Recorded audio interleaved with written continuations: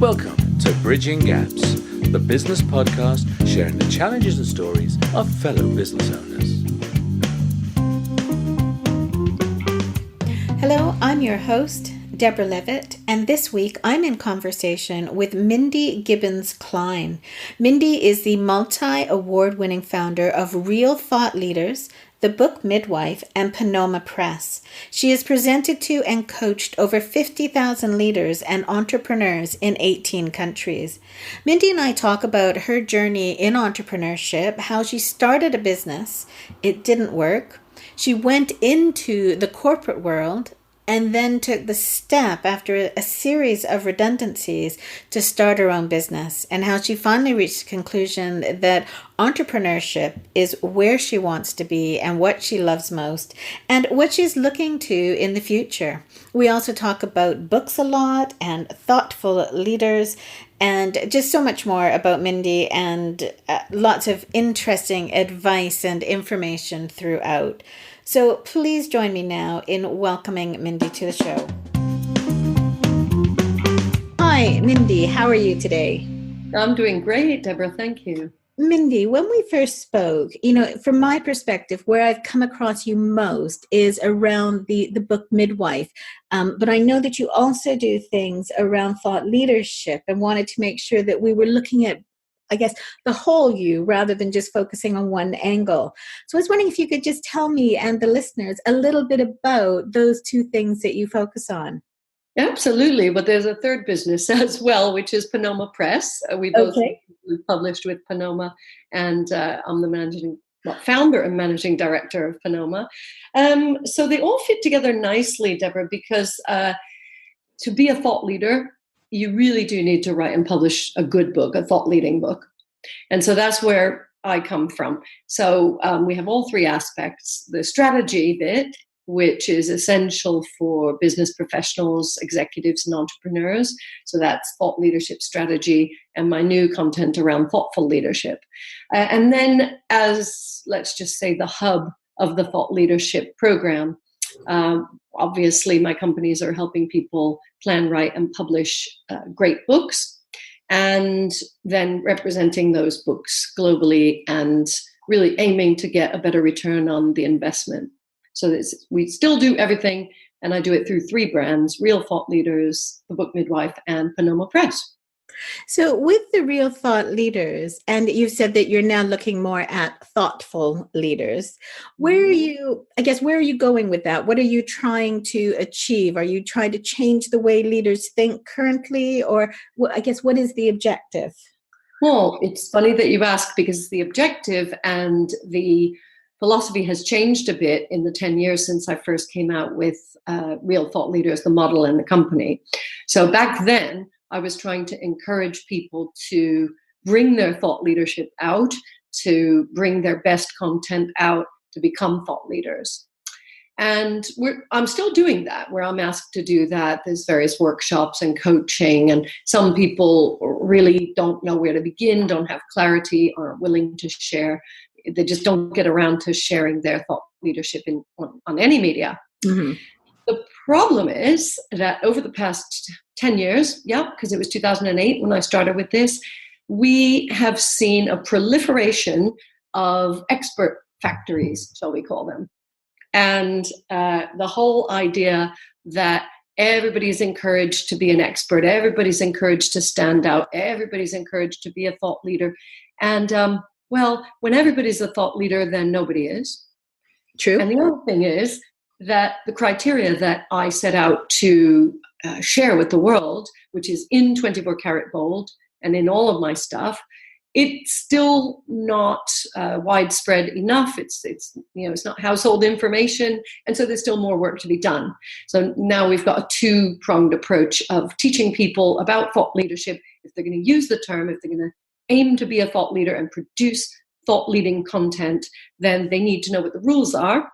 And if they find themselves in a crowded marketplace of lots of thought leaders, and it's time to go to the next level, then that's what thoughtful leadership is about. Okay, so it's taking it up that extra level. And are you looking at people, are they Are they people in corporate careers? Are they people at early stages of their own business, or people who are well established in running their own business, or some other combination of folk? Yeah, it really depends. And it's more than just business, because people can be thought leaders in the arts, in politics, in science, in academia, in the clergy, in so many places. So we do get a bit business centric around here. And I always have to keep going up to the 40,000 foot level and saying, okay, well, it's not all about business. Not everybody's in business or passionate about business like you and I are. And the idea is that wherever someone is, if they can make a bigger impact, create change in their part of the world, whatever they're doing, there's a way to do it with, how shall we say it, more elegantly and more quickly, and all the sort of tricks that we have here. Excellent. So you're helping them to form that, as you say, in whatever area, because I agree, we do tend to be fairly business centric. And one of the things that I'm enjoying about this season of my podcast is I've been speaking to people who are still businesses, but I've had, somebody who was a dancer before, and just some different aspects of business, which has proved really interesting rather than just, I guess, the B2B, which is where I kind of started off. So it makes it a lot more variety, I suppose. Yeah. So, Mindy, when you started, because if I'm not mistaken, your corporate career was more on the marketing side. Is that right? Yep, 100. Well, I was going to say 100%. The marketing department took over my sales training department. So my career did start in sales, not marketing. They obviously are related. Mm-hmm. And then we began coaching the sales managers. So I got some very, very good training from someone who'd been trained personally by Tony Robbins. And I then began a parallel career in coaching myself. Okay. So yeah, I was involved in coaching in the US before I even came over here 27 years ago. And when I started my business, I brought all of that with me. So that, the coaching and the marketing and sales. Yes, it all kind of combines together, doesn't it? Yeah. So did you were already in the corporate world when you came over here? Did you continue in the corporate world initially when you arrived in the UK? Well, I tried to set up my own business, but it was in 1991 and there was a recession going on. And I was very lucky to find a contract, because I don't know how long I would have carried on trying to set something up in a new market in a bad, economic period. And I was very grateful to be involved in a big company up north and get a good role in a marketing role there. So I then had another go. I think, when was that? That was 92, 93. And then it was another 10 years before I had another go and set up my company, which, this time it's worked.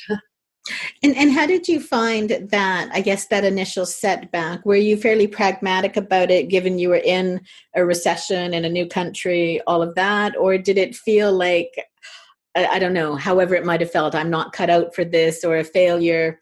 How were you able to deal with that initial one? Well, the good news was it was really the first time. So it wasn't like, oh, I keep failing at this. It was like, oh, I tried this thing, but then, I'm quite confident. And when the other opportunity came up quickly, I thought that was better than going back home with my tail between my legs, because that was a possibility. But I thought, no, I haven't done enough, seen enough, experienced enough. So I found a way to stay in the UK. And, the rest is history, really, because, I met my husband and then I definitely was staying. So, yeah, that's you just never know what's around the corner, right? You don't. I had no intention of still living here. I wandered over. So just, again, for our listeners, you are a native New Yorker, if I'm not mistaken. I'm sure there's a song about that, isn't there? Let's not sing right now. So what did bring you over to the UK in that first instance? Was it a desire to see a different part of the world, or was there a specific draw? I had just finished my MBA in international business, and I really wanted to be in Europe. And in 1991-92, Well, it looked like we were part of Europe. Let's not get into a political discussion, but it was exciting because everything was coming together. And that was the first time that we really got a sense of a combined, powerful entity called Europe. So being in London was good because I didn't have to speak a different language every day. And it was a little bit more familiar than it would have been going somewhere else. So a crazy boyfriend of mine said, let's go. And I came without much of a plan. He didn't stick around very long, but I did. So it's just the way it worked out. But I think you have to have a bit of a sense of adventure sometimes, not have every I dotted and every T crossed, because it certainly wasn't in my case. Yeah, and sometimes it just works. And I know actually, strange, my brother said to me once that he thought I was brave. And it had never crossed. I was actually really surprised because I'd never thought of myself as brave. But because I had just come over here and then I would go back to Canada and I would just hop in a car and drive all over the place to meet people that, I wanted to see. For him, that was very brave and I guess adventurous. But it wasn't to me. I just thought, oh, no, but how else am I going to see you? Right. So when you were leaving that corporate company and starting up the business what was the first business that you set up? Oh, it was a training business, very similar. Well, I say similar. It was about building your profile. So yeah, exactly the same as what I'm doing now. It had a different name and different marketing materials. But basically, I really wanted people to understand how they could raise their profile, market themselves. That was one of the workshops I was running. Market yourself. And we've come full circle, 20 years on. And that's what I help people do, market themselves, but not in the traditional way. And there was no social media back then. So market yourself required a whole bunch of other things. And I hadn't even written, I just started to write. I hadn't published my first book. So I wasn't helping people with books. So it was a different approach, but the same outcome, if you know what I mean. Mm-hmm. Yeah, same objective, just a different path to get you there. And how did that feel, stepping away from the corporate, where from the sounds of things, you were very successful, you were, leading and coaching, and, it was a great situation to be in, and to stepping out on your own to make your own path. How did that feel at the time? It was exciting. It was like freedom. But unfortunately, I didn't have a good plan. I didn't have a good mentor. I wasn't realistic about a number of things. So I didn't have enough of a cushion or money to pay for things while I was building the business up. I made a lot of mistakes. But I had a grand old time. I had a great time. I made some friends. I made a lot of mistakes, but I don't regret it, because being in London as a single person in the 90s, it was really a lot of fun. But I wasn't meant to succeed with that business, obviously. And there was no harm done. I didn't go into massive debt or anything like that. I didn't hurt anybody. I didn't kill anybody. It's always a bonus to not have that on your list. Murder tick.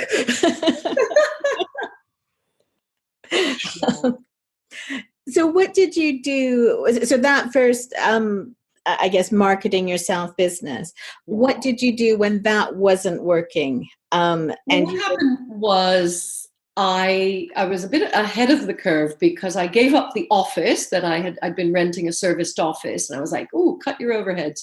Good idea. That's always a good thing to do when money isn't coming in.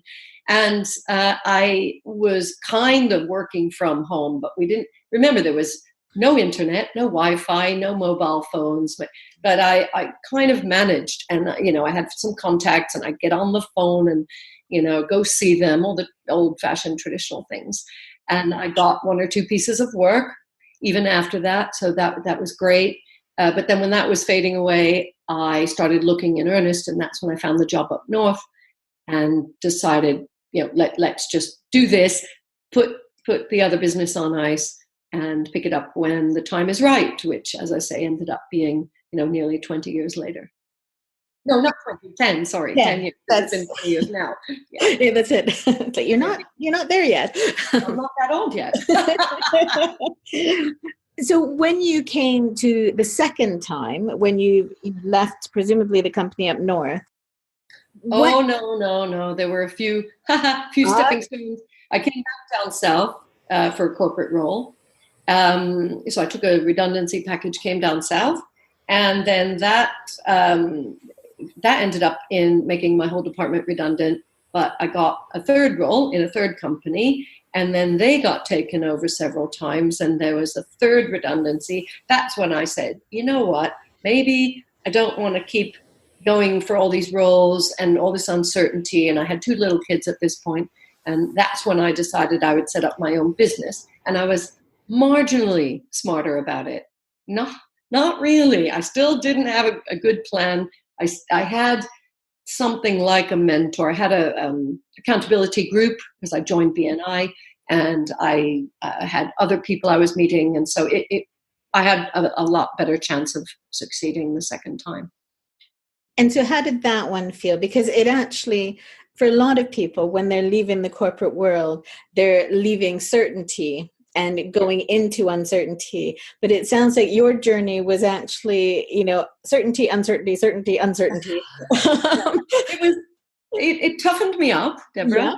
Yeah. And I don't want to knock redundancies because I had three lots of payments, mm-hmm. and I had a bit of a cushion, more than a bit. I was very clever about it. I also had redundancy insurance. So I was able to survive for 2 full years without having a fully operational business.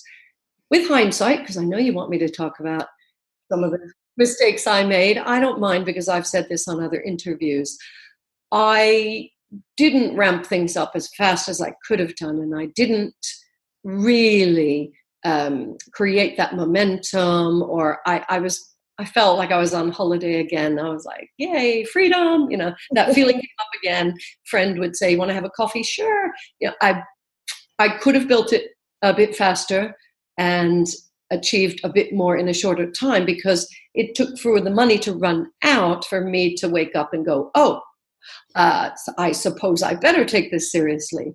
Now, when people are leaving with a package or the golden, not handcuffs, the other one. Handshake. Handcuffs are different. So they don't realize that if they're strategic about it, they can make that money last a lot longer. So, I didn't want to cut back on my lifestyle. We still went on holidays. With hindsight, being 2020, I could have been a bit more frugal, a bit more efficient, a bit more aggressive with the top line and other things, but I didn't. Well, and we all learn from those things, don't we? It's, there's, as you say, hindsight is 2020. It's a wonderful thing. You look back and go, oh yeah, should have done that. But did you, in that period, while you were, running your business, but you were not, as you said, gaining the momentum, did you know exactly what it was that you were going to do and what you wanted to offer? Or was that actually evolving over that time? Yeah. So here's what happened. When I, in 2001, when I left the big corporation, so 17 years ago, we've been doing this anniversary thing that I'm sure you've seen. I have, yes. Yeah. So 17 years ago, I had this idea that, I'm a marketing expert. I'm going to set up a marketing consultancy. I also, in 2001, had done a bit of training, and I realized that on the coaching side of things, that was an extra business. So I thought I can have 2 businesses. And also in 2001, my first book came out. So it did evolve. It kind of came together. I didn't say, I'm going to help people plan, write, and publish books. No, it was, I have a marketing consultancy, very traditional kind, whatever someone wants to market, product or service, I can do these projects. I have a coaching company, whatever they want coaching on, I can do it. And, I have this book that I'm trying to promote. It soon became apparent when I went to networking meetings that some people were interested in the coaching, a few more in the marketing, but the vast majority wanted to know about books. And I didn't feel I was an expert on writing a book because I'd made a lot of mistakes and taken 10 years to do it. However, I did understand about coaching people, and I did understand about marketing, and I started a book marketing strand to the business. That was the first shift. I was still doing life coaching, business coaching, any kind of coaching, trying to promote my book, but the first time I began to niche, or whatever they call it, was when I said, well, I do book marketing. And that was very, very new. But one day, a book came across my desk sent by a publisher contact, and I just looked at it and thought, no. I thought, I can't market this. And so I said that to the publisher, and he said, well, you have to. So what do you mean I have to? Well, we've been paid, so you have to do this. And I said, let me talk to the author. And there were so many things wrong with it. This happened 3 times, by the way, before I finally got tough. 3 different books in a row. I did a marketing program for them that I wasn't 100% behind, but I did it.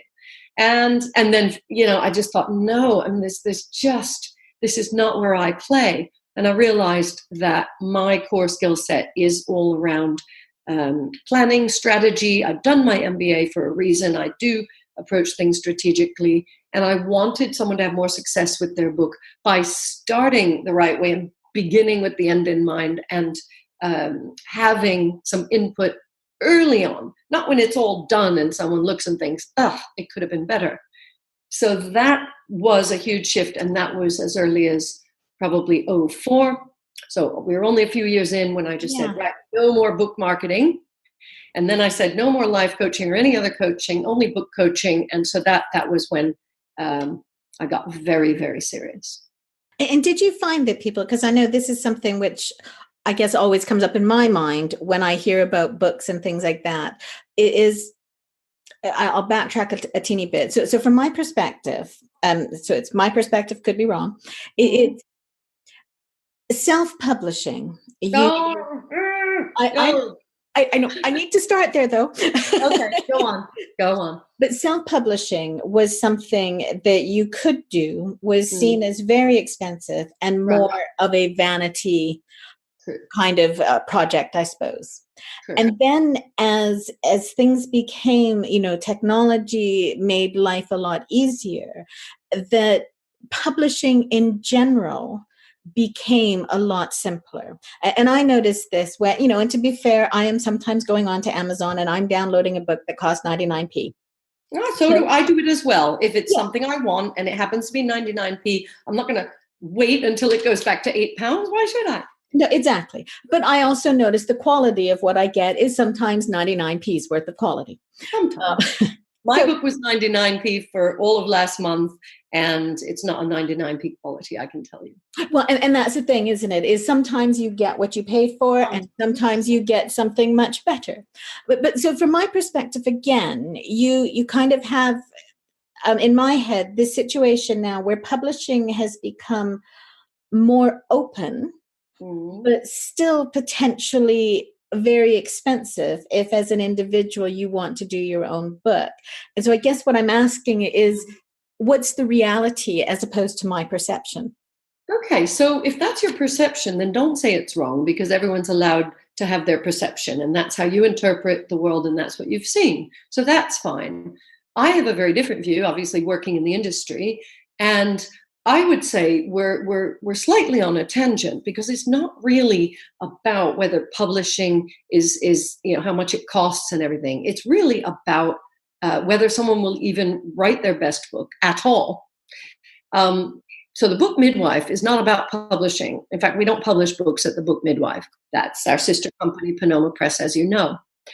The point about the Book Midwife is most people, 9 out of 10 people, Deborah, who want to write a book will never, ever do it at all. Mm-hmm. Of those who do, they tend to take, on average, between 1 and 2 years to get it done.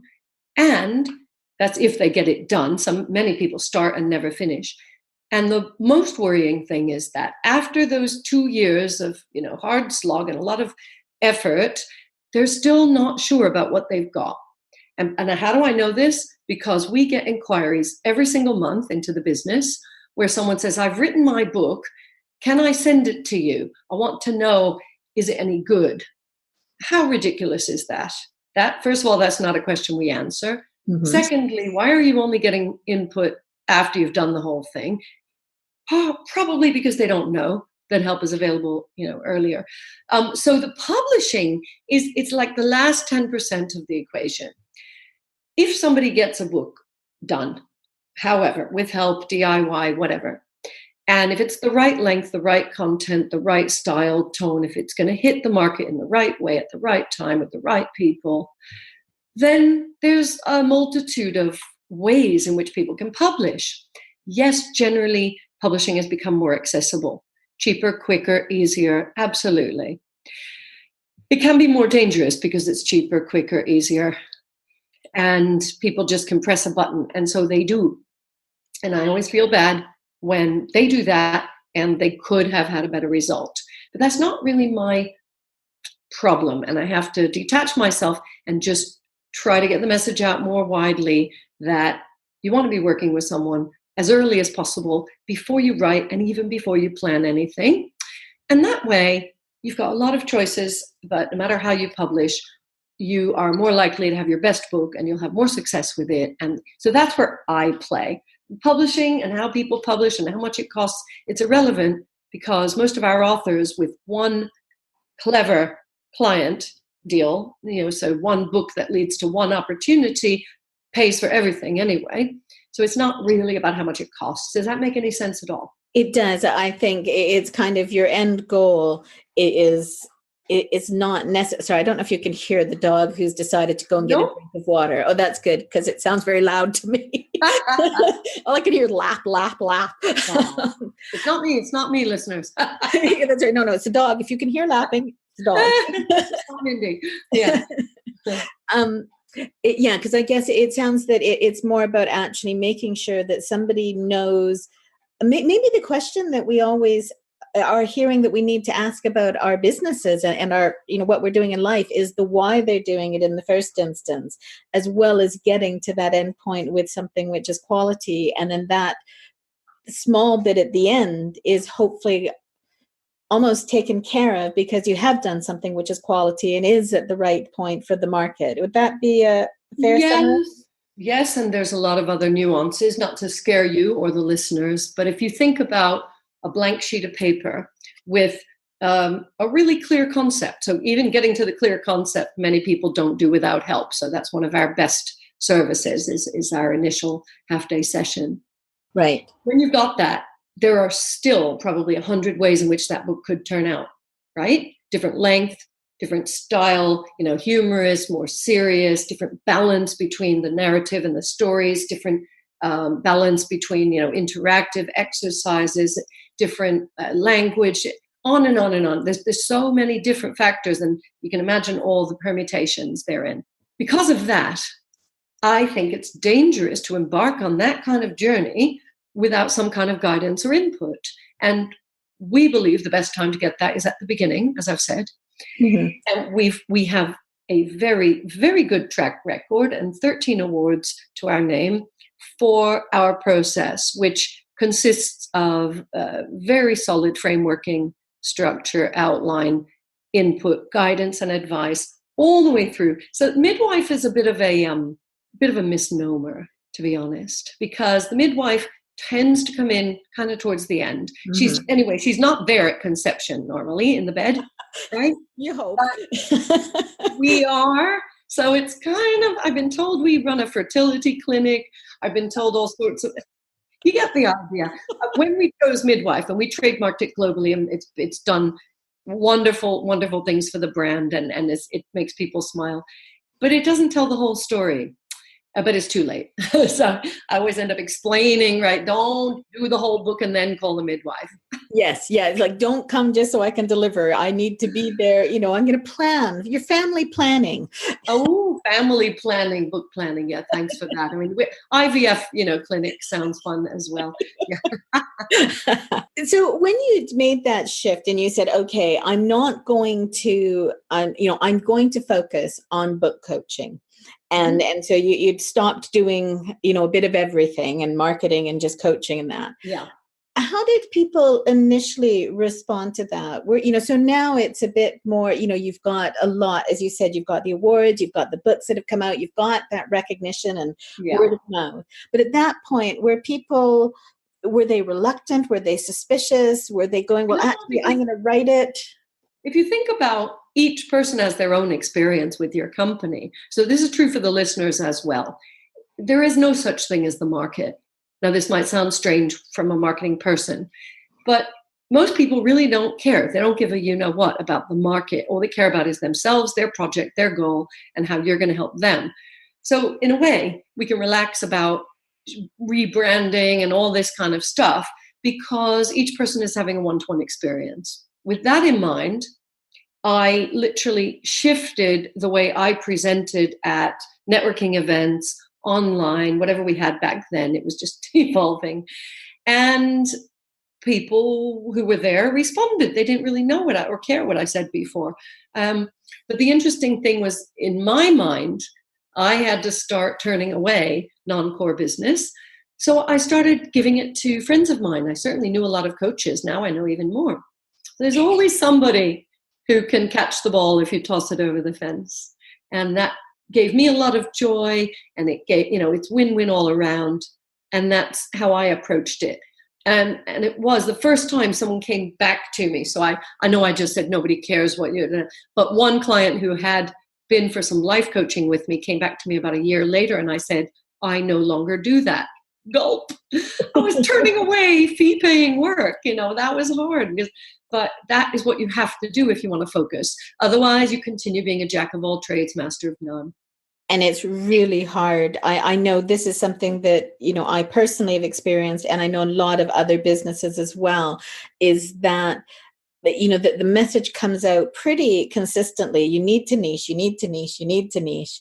And there's that, but I can do all of these things. And if that means there's money coming in, then that means there's money coming in. And that turning it away and saying, I am focusing on this, and this is what I do, is actually incredibly difficult.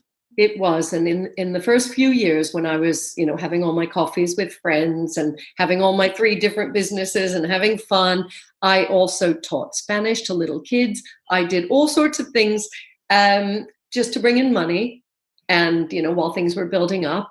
So at some point, you then have to start focusing. Well, I say have to. I believe it's a lot easier when you focus. You decide this is the path. And it does make things a lot simpler and easier as well. Because I kind of, it's almost like every time you go out, you have, 5 different business cards. Okay, which conversation are we going to have? And it's exhausting. Well, and trying for people, because I've seen people try very hard with me earlier. And you can almost see in their mind, they're trying to relate what you've just said and find which box in their mind you fit into. And that they're asking you all of these questions and trying to slot you in. And they need to do that. So whether you feel you fit in that box or not. Yeah, so they're going to do that. Yeah. Exactly. So by being clear, and I've noticed a big difference in the past 3 months, maybe a little bit less. I've been talking about podcasting, and I've been talking about running your own podcast, offering services around that. And people are now relating to that far more than they did at any point around the planning and project management services that I do and can still do and all of that. But now it's just made a huge difference. They are. It's like, okay, podcast, Deborah. Yeah, well, it does make it easier for people to, as you say, put you in the box, remember you, find you, and give you referrals or refer themselves to you. Oh, there's lots of things that I could do. I make an awesome chocolate chip cookie. I mean, I could set up another business. Don't think I haven't thought about it. But, you have to just close those doors. Maybe don't lock them, but just close the door so that you can carry on down the corridor and get the job done. And there's always, look, I'm a serial entrepreneur. I don't know about you. Don't know about the listeners. I have to believe that there's a possibility of creating new businesses. Otherwise, I panic. So I just say, right, of course I could, but I'm choosing not to. There's a few business ideas pushing at the doors, trying to get through. And I believe I'm capable of running a few more even now. I'm really controlling myself now, but I don't see why I can't be a Richard Branson and have 27 different companies and all different. Why not? And I think that's where it starts to shift from being the Book Midwife or Panoma Press or Real Thought Leader to being Mindy Gibbins-Klein. And because if you think about Richard Branson, he's essentially taken his name Virgin. And Virgin just gets applied to everything, and everybody associates that with his values. Yes. But he steps away from it. He's He can't physically run them all himself. Exactly. So he's actually just kind of sold his brand. So as you say, there's no reason why you can't. And it's then being clear when you're speaking to people, which version of Mindy you're talking about today. Are you focusing on the Book Midwife? Are you talking to them generally about your experience? Well, yeah. And, so that's why my speaker website is Mindy GK. First of all, people can't spell Gibbins-Klein. And so we went for Mindy GK, which is my speaker Twitter handle, my speaker website. Now, Mindy GK is the umbrella brand. So far, I don't think I have the traction that Branson has. I don't think. You might correct me if I'm wrong. Sorry. Oh, well, I'm working on it. Maybe I'm working on the podcast, Mindy. I'm working on it. And so for me, that gives me that hub, that place to organize and reorganize and put everything in its hierarchy and add more brands if I want to, more companies, whatever. I still think that until you do have that iconic brand presence and recognition, that you or we as entrepreneurs need to we need to define what is happening at all times and continue redefining. And this is what I find many people, as they're finding themselves, they unfortunately are airing their dirty laundry and everybody's watching them rebrand themselves, find themselves, have a breakdown, whatever. I think it's really important if you are aiming to be a brand and an entrepreneur to keep some things to yourself. And I know there's a whole lot of talk about vulnerability, honesty, openness, and I'm all for it. Look, we've had a laugh here and I've laughed at myself and I'm the first one to say I'm not perfect. But there's certain things that should be done in private. And the listeners know what I'm talking about. But I'm mostly talking about things like rebranding. So just in case you didn't know. Just in case, let's be clear here. This is, you come from Canada, I come from New England, puritanical places there. We're actually in danger of confusing the clients and the prospective clients more if they are following every single step of our journey. So I've just started to explore this. It comes up a lot in The Thoughtful Leader. I don't know if you've read it. The point about The Thoughtful Leader is getting yourself sorted so that you can be an inspirational leader to others. I've really overgeneralized it there. But the point is, I'm sure it's longer than that sentence. The reason why I wrote it is because a lot of people I felt were focused on the wrong things, focused on this, I've got to be a thought leader, but, not doing all the right things internally and not getting the result and just getting into the same situation they were in before, with or competitors and everything. But going back to rebranding, because I do think this is important. If anybody feels like they're an entrepreneur, they probably will have more business ideas. They probably got more now, and maybe they're just keeping the doors shut like I am. So what to do with that? And so I think it does require more effort. And this is where being a thoughtful leader means being willing to put that effort in. So what does this mean? This means saying, okay, I've chosen the road less traveled, the path, of least or more resistance. Mm-hmm. So I have to do more work. If I have a complex offering, if I have a complex brand with many sub-brands under it and it's constantly shifting, but I want people to still buy me and my products and services, then I have to do that work to define it, make it easy for them to understand. I have to have the clarity before they have clarity. And this is the thing that many entrepreneurs are not willing to do. This is what I found. So there's like, I set up my business, everybody's undercutting me. Okay, you have to do something. You have to dig in. Are you willing to put another 20 hours in per week? Are you willing to do something differently? Work with someone new? This is, as you can tell, my hot button at the moment, because this is what it means to be an entrepreneur. We're always being called to go to that next level. I've set up my business. Okay, I'm done. No, never. Sorry, that is how I see entrepreneurship these days, and I am willing to do that. I know I'm an exceptional person. I moan a little bit for like I don't know, 5 minutes, and then I get on with it. And you're probably the same, and many of our astute listeners are probably the same. And I think it is sometimes a difference between being an entrepreneur and being a business owner. And I'm still not sure which one I fit into at this point. I've got loads of ideas, but I think that is that difference of if you've got a business and you've got that business up and running and you want to stay within it, and you're just, you might be, the business itself might be shifting and evolving because the world moves on, but you're still focusing, so if you had stayed very clearly in marketing, you would have obviously been more involved in social media and things like that as you went, but you still would have been a marketeer in some way, shape, or form. And so for me, that always feels more like a business than an entrepreneur who might start off, and say, okay, well, I'm doing marketing to begin with, and now I'm heading off down this direction because I bake great chocolate chip cookies. So, I'm going to be the next, I can't remember who the name of the woman is who bakes cookies. Mrs. Fields? I don't know if she's over here or not. That's okay. You and I know who she is. That's all we know who we're talking about.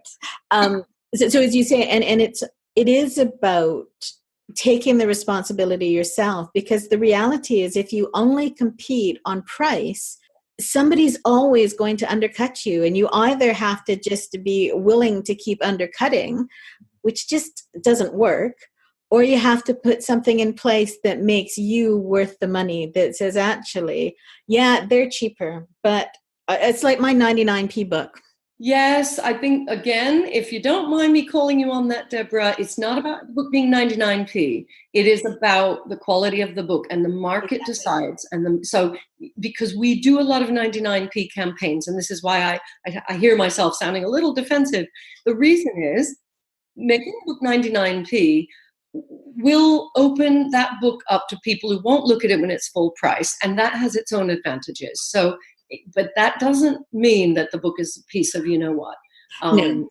So now I think what I have been saying, and I don't use the word that much, I use it here and there. What I've been talking about is innovation, which is a continuous innovation. Now, this is a choice, just like thought leadership is a choice, just like starting another business is a choice. But when things were working and they no longer are working the same way, it is time to innovate in some way. And I'm not here to provide general business advice. I've got lots of ideas.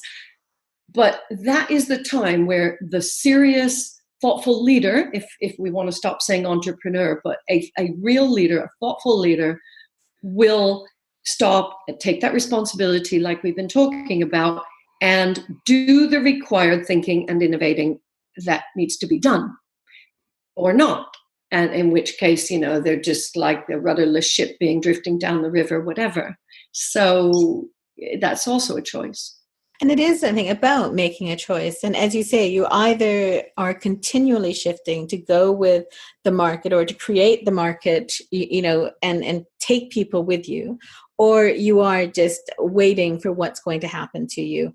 And sometimes that turns out rather well, and sometimes you just end up discovering that there was a waterfall at the end of the river and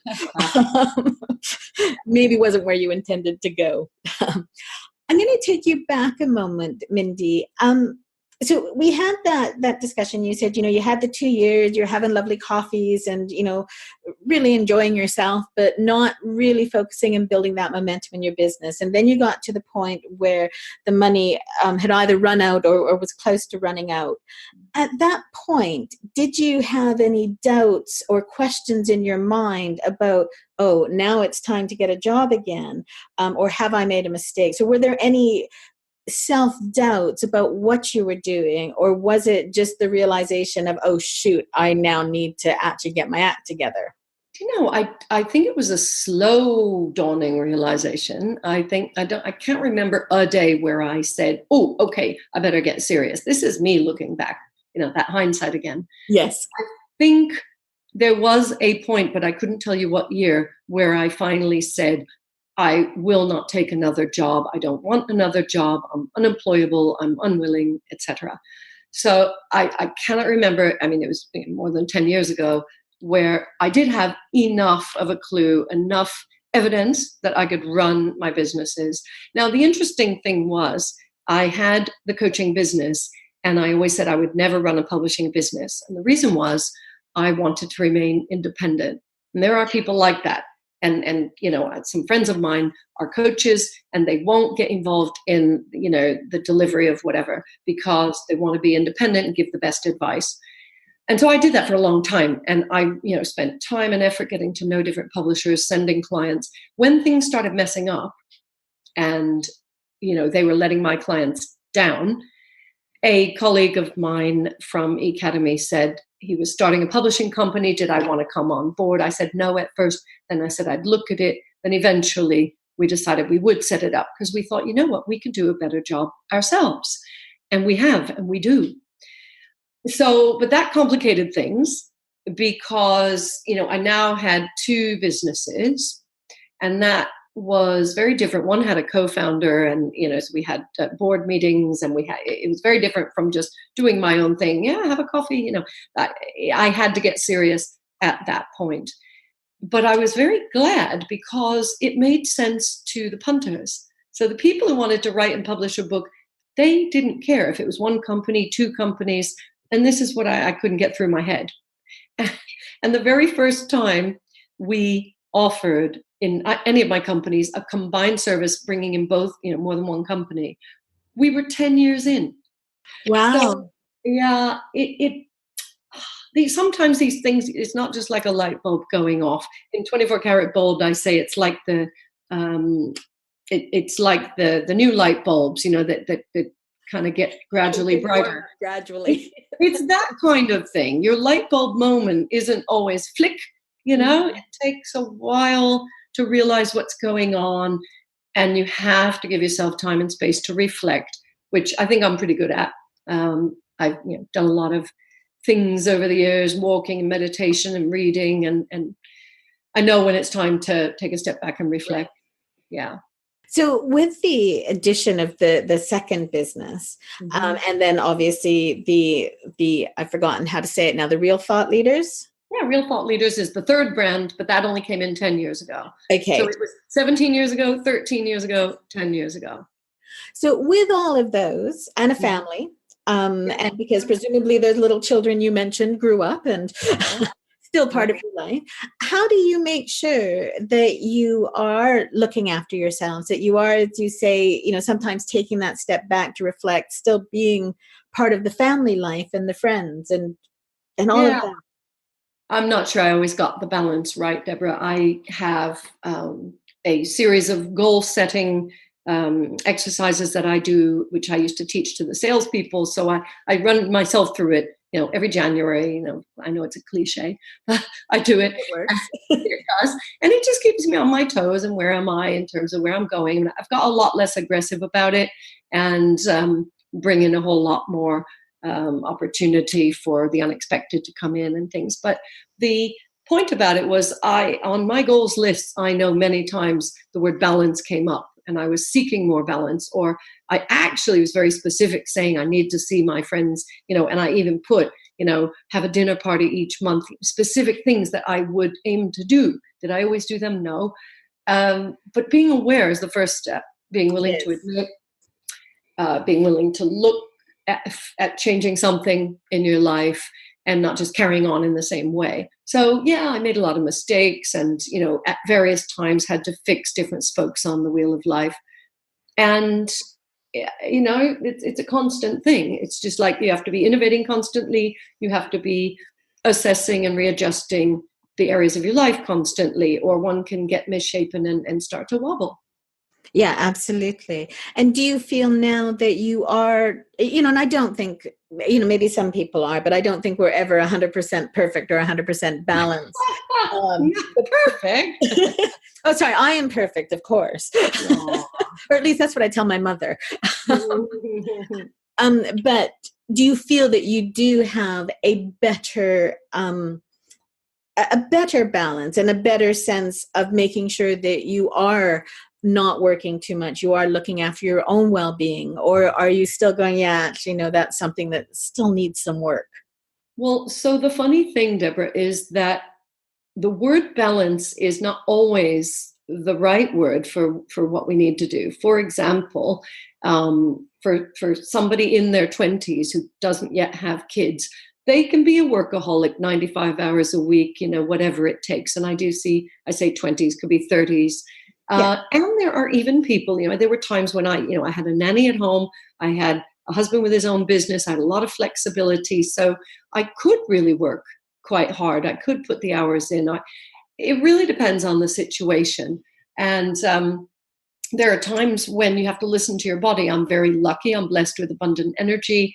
I'm also blessed with the ability, I'm self-aware, so I can kind of catch myself going down any kind of path. But balance isn't, a perfectly balanced wheel is kind of boring. And I get bored as well. So that's like, when you said that, I'm like, no, I don't want balance.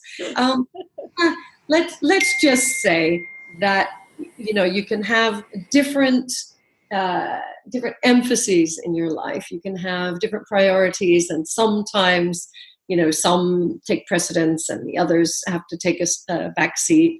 So at this point, you have noticed I'm in a good place.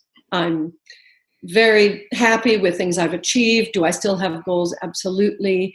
Am I having fun? Absolutely. And, am I happy, well, and feeling wealthy? Yes. So, it's time to enjoy that while continuing to go forward. And do you think that some of those ideas that you've currently shut the door on, are some of them going to start sort of making their way out in the future, or the near future, as opposed to, or are they firmly shut behind a door? No, I have an open mind about how or when certain things might appear. It really depends. For example, I have another business that has been brewing, and I thought, do I have the time and energy and resources? And then somebody popped up who could partner with me on it, and that immediately cuts in half the time, energy, money, etc. So then it becomes more interesting and more feasible. It's still not time. There's a few things I need to do. I will sell one or more of my brands. I will, make a shift in how I run the businesses, and that will free up more time. And, right now, there's nothing like an operational company, like a publishing company, to keep your feet to the fire. There's always something that needs to be done. There's always, it's not, I think I'll, take 4 months off. There's books going through production every week. There's books being launched every month.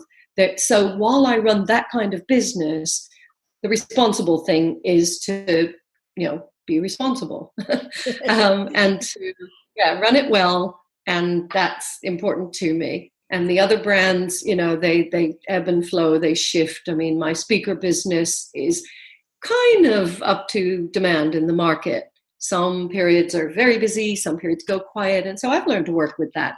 In answer to your question, I think just constantly reassessing, not being irresponsible, but also not being overcautious and risk averse, which is not me anyway. Somebody said to me actually it was yesterday, that they'd read something where this other person was asking, should I just leave my job and focus on my business? And people were writing in and going, oh, yes, you must do that. And I said, my answer is always, what is the impact of you doing that? Right. And are you willing to take that risk? Because if you consciously make that decision to take the risk, then yes, go for it. But if you're naturally risk averse and it's just going to stress you, then absolutely don't do it. And it is about knowing how much risk you can take yourself, which is, challenging yourself a bit, but not just living in perpetual fear, because really you are risk averse. You're right. And I have a lot of those conversations with mentees and colleagues and other people. And what I find myself saying is that there are some practical elements. The first one being, do you have a cushion? Because things usually take longer than you think to get going. And if you have, kids, if you have a family, if you have a mortgage, if you have bills, it is completely irresponsible to burn the boats and go for something that has no guaranteed income or, return on your investment of time, effort, and money. So it's practical as well. And that's what I've learned the hard way. Yeah. Well, and I think sometimes that is the only way to learn, isn't it? It can tell people as much as we want, or we can be told, but sometimes you just learn by having made that choice. So when people are coming to you, so I guess what I wanted to find out about is for the book side, and I know we have focused on that a lot, but just do people come to you saying, I want to write a book? Or do you find that you get a mix of, when you're speaking to some people, that you're going, actually, do you know what? I think you should write a book. I think that there is... No. Okay. So I would never utter that phrase. That's what my speaking is for. That's a separate business. Okay. That's a UK business. And if I'm on a stage and I'm sort of talking about what people have done by creating thought leadership strategy, by creating books, if somebody feels inspired and wants to self-select for those, types of programs, write a book, publish a book, great.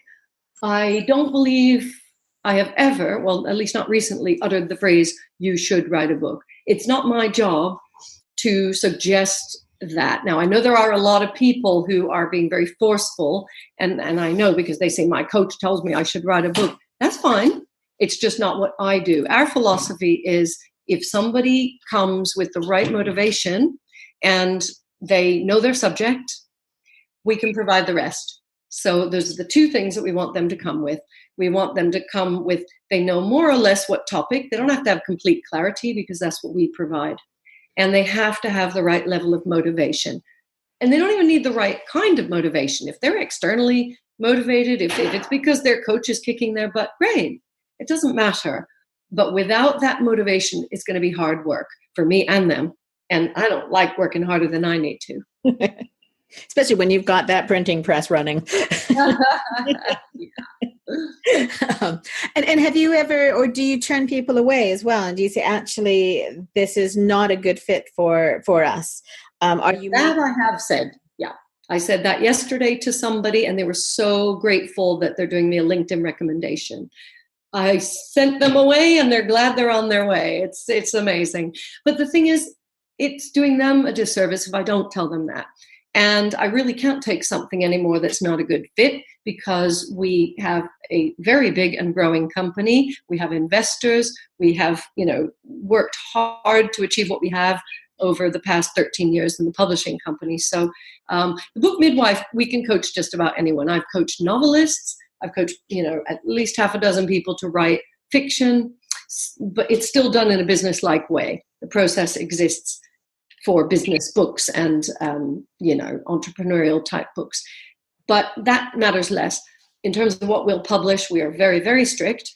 We only publish 30 books a year, and we have to know we can sell them. We're the ones looking the Waterstones buyers in the eyes. We're the ones, at the coalface trying to make things happen. I don't want a book that's not going to sell, because it's going to be misery all around. Yes. There are a few phrases that I will not utter. A few more, because I won't say you should write a book, but I won't answer the following questions. Is this a good idea? I won't answer if they've already written something, is this any good?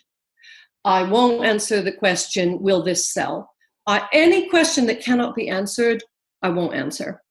And that is where people sometimes get a bit surprised. And, I have to explain that it's a very important part of my philosophy that we're here to facilitate subject matter experts writing books, topics that they know, and we can provide all the rest. But it's impossible for me to say how that book will do in the market. And mostly, guess what? It has to do with marketing, not the book anyway. So as you say, if you could have an absolutely brilliant book, but if nobody's ever heard it, nobody ever sees it, then that would be completely down to luck of somebody stumbling across it and marketing it for you. It's become more and more and more crowded. There's now 1 million books coming out every year in the Western world. It is impossible to find the needle in the haystack unless there's a marketing strategy. And that's why I'm not a big believer in self-publishing, pure self-publishing, where the author's on his own and, having to do everything. It's not a smart use of his time, etc. Partnering with a publisher, it's hard enough, but at least we're there fighting for all our authors and, doing marketing and pay-per-click ads and promotion, social media, advice behind the scenes. At least they have someone who's got their back. They've got a partner. Well, exactly. And they've got somebody who knows what it's all about and knows all of the pieces rather than you trying to figure it out yourself. Exactly. So makes a huge difference. Just before we wrap up, are there, I guess, any last words either to people, or it could be both even, doesn't have to be short, to people who are thinking of starting their own business, maybe, considering taking that step, and or people who are wondering about books and or thought leadership, that sort of thing. So just anything that you think people listening might go, oh yeah, actually, that is a great takeaway. And that's really helped me to think about pros, cons, whatever you'd like. If you're going to start a business, it should be around your passion. I'm not the only person who's ever said that. What I'll add to that is, in running that business, it will incur things that you're not so passionate about. And, all the problems, issues, things that go wrong, etc. You've got to be willing to get involved in some things that you don't love or even like. And that is being an adult. That is being responsible. And when you set out to run a business, especially if you have clients, partners, colleagues, and other stakeholders involved who would be affected if you screw it up, then you need to be responsible. You need to be thinking about that. I know that word's come up a lot. And maybe my next book will be called The Responsible Leader. Probably not. It sounds a bit school marmy, but you have to put your hair up and the glasses. Yes, be responsible. The thing is, though, it is very irresponsible to set something up that other people begin to depend on and then let it fall apart. Mm-hmm. We're not always in complete control over what happens. True. On a micro level, certainly on a macro level, there's things that we can't control. What I would say is understand going in that nobody ever achieved anything great without sacrifice. Again, I'm not the only person to say that, but in the business context, in setting up a business, there are going to be things that you don't like, that are hard, that are not fun, but that's all part of the equation. And that when you do those, despite that, you are teaching yourself something important called character. You're building character. You are proving to yourself and the world that you're willing to do stuff, that, not just the fun stuff. And that's what I've learned in my journey, that, it's not always perfection, to use the word from before. It's not always fun and games. Many times it is, and you can make almost anything more fun. Some things just have to get done, and some issues have to be dealt with. And sometimes you just have to be a leader, and that may mean being an unpopular leader and making unpopular decisions. That is really wonderful. Thank you very much, Mindy. And thank you very much for joining me today. My pleasure. Thanks for having me on the show. And good luck to all the listeners. Good luck in their businesses, their books, their thought leadership, and in their lives. To me, Deborah Levitt, in conversation with Mindy Gibbins-Klein. I will post all of Mindy's contact details onto the show notes, but you can contact her at mindygk.com. Next week, I'll be back with the final interview of the season, and I look forward to speaking to you then. The number of people listening to podcasts is increasing year on year as people look to break free from their screen and consume information on the go. If you'd like to know more about podcasts, then please go to whatsthisIhear.bridginggaps.uk. Are you considering your own podcast? Why not check out So You Think You Want Your Own Podcast? It's an online course that introduces you to everything that's involved in hosting a podcast, as well as working with you to define your own podcast concept.